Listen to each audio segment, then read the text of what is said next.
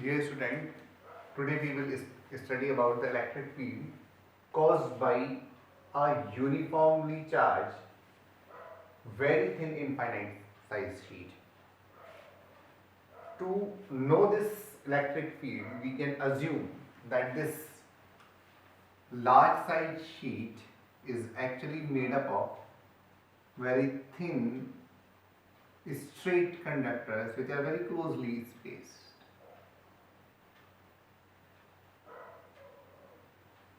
Means if we can assume that these are made up by very closely spaced straight conductor, so what is going to happen? It is going to produce a plane. तो ये जो sheet हमारी बन जाएगी इसको हम मान सकते हैं it is made up of several very closely spaced thin wires. तो इनके बारे में हमने पढ़ा था कि if we see them sidewise, then electric line of forces coming out are radially outward in such a way which is lying in a plane perpendicular to the wire. लेकिन अगर यही दोनों दो वायर्स एक दूसरे के पास पास हो जाएं तो ये line of forces they get bent in this way so that they do not interact the line of forces caused by others. If another comes below this, then what will happen? They will bend in this way. So if we are keep them bringing close and close, then what we find? Then we find that a thin conductor will be like this and electric line of forces will be perpendicular to the plane of this conductor. तो हमने यही माना है कि जो हमारे पास यहाँ thin infinite size conductor होगा उसकी इलेक्ट्रिक लाइन ऑफ फोर्सेस दोनों ओर जा रहे हैं लाइक दिस. ये इलेक्ट्रिक लाइन ऑफ फोर्सेस एक दूसरे के पैरेलल होंगी, एक दूसरे के इक्विडिस्टेंट होंगी और इंफिनिटी तक एक दूसरे को कट नहीं करेंगी. इसलिए अब इनकी वजह से अगर कोई एक पॉइंट हम P मान लें जो कि कहाँ हो, एक कोई सेपरेशन R पर यहाँ से सिचुएटेड हो, तो इस जगह पर इलेक्ट्रिक फील्ड की इंटेंसिटी निकालने के लिए हम अपने गॉस थ्योरम की एप्लीकेशन करते हैं. और उसमें पहला काम हम कर चुके हैं कि we have established how the electric line of forces are actually settled. Now the second one, which is the second thing which we have to do is nothing but to determination selection of this Gaussian surface. तो ये जो Gaussian surface हमने ली है ये यहाँ पर एक right circular cylinder है और ये राइट सर्कुलर सिलेंडर इस शीट के दोनों ओर इक्वली एक्सटेंडेड है और ये इस तरीके से प्लेस्ड है. जो पॉइंट ऑफ इंटरेस्ट P है वो इसकी इस कैप वाले एरिया के ऊपर सिचुएटेड है. So now we can find out the electric flux link with this entire cylinder. तो इस केस में जो हमारी वैल्यू आने वाली है तो हम ये बताएंगे in that case flux will be equal to E dot ds. और इसको हम तीन हिस्सों में तोड़ लेंगे. S1 E dot ds, E dot ds for S2 plus E dot ds for S3. इस कंडीशन में जब हम वैल्यूज निकालेंगे तो हमें मालूम है कि इलेक्ट्रिक लाइन ऑफ फोर्सेस एक दूसरे से पैरेलल और इक्विडिस्टेंट जा रही हैं, इसलिए इसकी इलेक्ट्रिक फील्ड की value through out this area क्या होगी?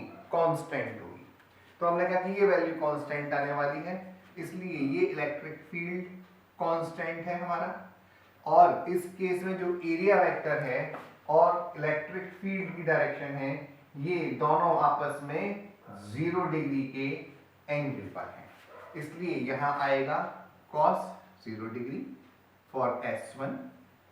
फिर जब हम यहाँ सेकंड सरफेस पर आएंगे तब यहाँ पर खास बात क्या होगी कि इन दोनों के बीच में एंगल जो होगा वो 90 डिग्री होगा, क्योंकि इलेक्ट्रिक लाइन ऑफ फोर्सेस ऐसे हैं और इसका जो एरिया वेक्टर है S सेकंड का वो इस डायरेक्शन में आ रहा है and it is perpendicular to electric line of forces and electric field. इसके बाद थर्ड केस में भी यही आएगा, this will be E dot D S and angle is cos 0 degree and ये हमारा एस थर्ड यहाँ आ जाएगा। अब इन दैट केस अगर ये जो हमारा सिलेंडर हमने सेलेक्ट किया है इसका area of cross section A है और इसकी लेंथ दोनों तरफ इक्वल प्रोजेक्शन है आर है, तो मुझे मालूम है कि इस जगह पर तो फ्लक्स इसलिए जीरो आएगा कि यहाँ पर फील्ड और ये आपस में परपेंडिकुलर है, लेकिन यहाँ पर फील्ड क्या है, कांस्टेंट है और यहाँ पर आपने कहा डी एस आ गया और अगर आप यहाँ बात करें तो यहाँ भी ई डी एस आ गया, किसके लिए, एस थर्ड के लिए और ये एस वन के लिए। तो इसका एरिया थ्रू आउट क्या है, constant and it is going to be E A plus E A, इसलिए जो फ्लक्स यहाँ पर लिंक हो गया वो ट्वाइस ऑफ ई ए हो गया। तो ये तो हमने निकाला सरफेस इंटीग्रेशन मेथड से रिलेटेड फ्लक्स की वैल्यू। अब हमें जो अगला स्टेप लेना था उस अगले स्टेप में हमें बताना था कि इसमें नेट चार्ज कितना एनक्लोज होगा। तो क्योंकि इनफाइनाइट साइज है तो इसमें चार्ज बहुत सारा होगा, तो हमने क्या मान लिया कि इसमें एक जो चार्ज है वो एरिया में यूनिफॉर्मली डिस्ट्रीब्यूटेड है और इसको मैं कह सकता हूं sigma is nothing but area charge density.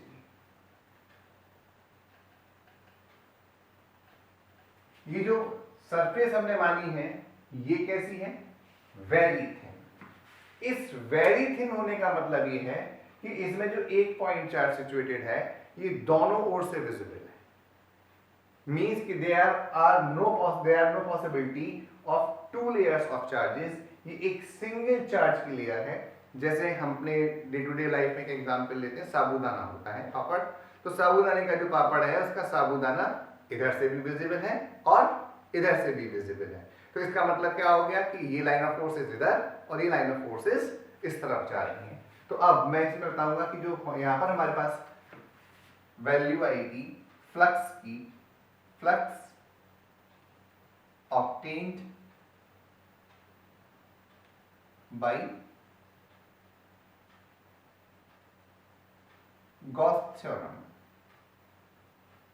phi is equal to net charge enclosed upon epsilon naught। तो नेट चार्ज कितना होगा, तो आपने कहा area into sigma upon epsilon not. ये फाई की दूसरी वैल्यू आ गई। एक वैल्यू ये आई थी हमारे पास और एक वैल्यू हमारे पास ये आ गई। और हम क्या करेंगे लास्ट स्टेप में, इन दोनों को कंपेयर कर देंगे। तो जैसे ही हम कंपेयर करेंगे तो हमें मालूम है कि twice E A is equal to A into sigma upon epsilon naught, और इस केस में ये एरिया यहाँ कैंसिल हो गया, इसलिए इलेक्ट्रिक फील्ड की जो वैल्यू हो गई वो सिग्मा अपॉन 2 एप्सिलॉन नॉट हो गई। तो गौर कीजिएगा कि यहाँ पर r की कोई भी टर्म प्रेजेंट नहीं है, इसलिए इलेक्ट्रिक फील्ड क्या है, इंडिपेंडेंट ऑफ डिस्टेंस है। और या मैं कहूँ कि ये जो इलेक्ट्रिक फील्ड है वो कांस्टेंट है और डिस्टेंस से इसका कोई रिलेशनशिप आ ही नहीं रहा। So here is E and here is R, so this is the plot for the given infinite size thin sheet, right? तो ये डन, हमारा पार्ट हमारा डन हो गया। अब इस केस में हमें बात पता चल रही है कि this is E is equal to sigma upon 2 epsilon naught. तो मैं एक काम कह सकता हूं कि मैं इस केस में एक की जगह ज्यादा शीट्स ले सकता हूं। मान लीजिए मैं कहता हूं कि मेरे पास ये 2 शीट हैं और ये दोनों शीट्स आपस में क्या है, पैरेलल है, they are parallel to each other, और इनकी जो इंटेंसिटी ऑफ इनकी जो चार्ज डेंसिटी है वो सिग्मा 1 और सिग्मा 2 है। इनिशियली मैं ये मान के चलता हूं कि सिग्मा 1 एंड सिग्मा 2 बोथ क्या हैं, पॉजिटिव है, राइट? तो अब इस केस में यहाँ ये जो हमारा हिस्सा है ये तीन इलेक्ट्रिक फील्ड तीन रीजन्स में डिवाइड हो जाएगा, फर्स्ट, सेकंड एंड थर्ड। अब electric field principle of superposition को ओबे करता है, तो इसकी वजह से यहां पर एक इलेक्ट्रिक फील्ड होगा वो E1 होगा, और इसकी वजह से भी जो फील्ड होगा वो इधर ही होगा, वो E2 होगा। लेकिन इन दोनों के बीच में जो स्पेस है उसमें इलेक्ट्रिक फील्ड E1 इस डायरेक्शन में होगा, जबकि E2 अपनी पहले वाली डायरेक्शन की तरह से ही होगा। तीसरे केस में अगर मैं बात कहूं तो फिर दोनों एक ही डायरेक्शन में होंगे और E1 और E2 सेम डायरेक्शन में होंगे। अगर मैं इस डायरेक्शन को प्लस I मान लेता हूं तो मैं बता सकता हूं कि electric field in the first region will be equal to E1 plus E2 होगा, and this will be equal to minus sigma 1 upon 2 epsilon naught and minus sigma 2 upon 2 epsilon naught, और दोनों के साथ I की value लग जाएगी, and this will come out as nothing but minus common sigma 1 plus sigma 2 upon 2 epsilon naught, right. इसी तरीके से मैं सेकंड रीजन में और थर्ड रीजन में भी इलेक्ट्रिक फील्ड की वैल्यू निकाल सकता हूं। So this E2 will come out as nothing but sigma 1 minus sigma 2 upon 2 epsilon naught।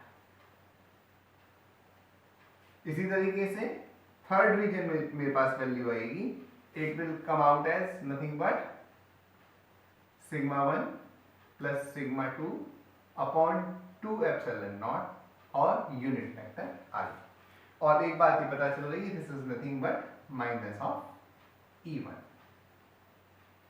Right. तो ये हमारे पास रिलेशनशिप नहीं आई। अब इसमें हमारे पास कुछ स्पेशल केसेस बनेंगे कि क्या हो जाए कि सिग्मा 1 और सिग्मा 2 आपस में बराबर हो जाए। अगर सिग्मा 1 और सिग्मा 2 बराबर हो गए तो आपको मालूम है सेकंड वाली टर्म जीरो हो जाएगी और ये सिग्मा अपॉन एप्सिलॉन नॉट हो जाएगी, राइट। इसी तरीके से sigma upon epsilon not negative direction में हो जाएगी। तो यहाँ पर हम बात करेंगे कि अगर हमारे पास कोई थिक कंडक्टर होता है तो थिक कंडक्टर में जो चार्ज होता है वो सरफेसेस पर लाई करता है, तो ये दोनों थिन शीट्स की तरह से बिहेव करती हैं। इसलिए आप गौर कीजिएगा कि बीच के रीजन में यहाँ पर इलेक्ट्रिक फील्ड क्या हो जाएगा, जीरो हो जाएगा। बात क्लियर हुई। इसी तरीके से हम आगे चल करके एक बात और कहेंगे कि इफ इन केस हमारे पास यहाँ पर एक अलग कंडीशन फंस जाए जिसमें क्या हो जाए कि जो हमारी एक प्लेट है वो पॉजिटिवली चार्ज हो जाए और एक प्लेट जो है वो नेगेटिवली चार्ज हो जाए। Means it is something like this. इसमें हमने कहा कि ये क्या है, माइनस सिग्मा है और ये क्या है, प्लस सिग्मा है। ये फर्स्ट रीजन है, ये सेकंड रीजन है और ये थर्ड रीजन है। तो मुझे मालूम है इस जगह पर इसको प्लेट को मैंने 1 कहा है, इस प्लेट को मैंने 2 कहा है, तो इस डायरेक्शन में क्या होगा E1 और इस डायरेक्शन में होगा E2। और अगर मैं बात कहूं तो इस डायरेक्शन में क्या होगा, आपने कहा इस डायरेक्शन में E1 होगा और इसी डायरेक्शन में E2 होगा, जबकि इस डायरेक्शन में E2 होगा और इस डायरेक्शन में E1 होगा। लेकिन आपको एक बात मालूम है कि क्योंकि चार्ज डेंसिटीज क्या है, न्यूमेरिकली सेम है, इसलिए इलेक्ट्रिक फील्ड E1 और E2 की न्यूमेरिकल वैल्यूज आपस में क्या है, बराबर, और ये क्या है, सिग्मा अपॉन 2 एप्सिलॉन नॉट के बराबर आएगी। इसलिए यहाँ इन दोनों रीजन में इलेक्ट्रिक फील्ड जीरो हो जाएगा और केवल बीच वाले रीजन में इलेक्ट्रिक फील्ड बचेगा जिसकी की value minus sigma upon epsilon not हो जाएगी और माइनस I डायरेक्शन हो जाएगी। यानी कि मैं कह सकता हूँ इलेक्ट्रिक फील्ड का magnitude sigma upon epsilon not हो जाएगा। इसलिए हमें एक बात ध्यान रखनी है अपनी स्टडीज में, वो क्या ध्यान रखनी है कि जब हमारे पास ऐसी कंडीशन आएंगी तो इलेक्ट्रिक फील्ड केवल और केवल इनके बीच में है, बाहर नहीं है, राइट। जबकि ये कंडक्टर था तब क्या था कि आपने कहा कि ये दोनों पर चार्ज कैसा होगा, आइडेंटिकल होगा, चार्ज डेंसिटी क्या होगी, सेम होगी, इसलिए इलेक्ट्रिक फील्ड बाहर होगा और अंदर नहीं होगा। जो लास्ट केस हमने पढ़ा है कि जब एक प्लस और एक ये माइनस होगी तो ये कंडीशन हमारे पास एक्चुअली में हम अप्लाई करेंगे कैपेसिटर में, जिसको कि हम एक चैप्टर के बाद पढ़ेंगे जब हम पोटेंशियल के बारे में पढ़ लेंगे, उसके आगे वाले चैप्टर में पढ़ेंगे। So this will be useful there. तो आज का ये टॉपिक यहीं तक का था हमारा, और इसके संग जो हमारी गॉस थ्योरम है वो एंटायरली फिनिश हो गई है, एंड आई थिंक कि काफ़ी ईजी है और आसानी से समझ में आएगी। Thank you.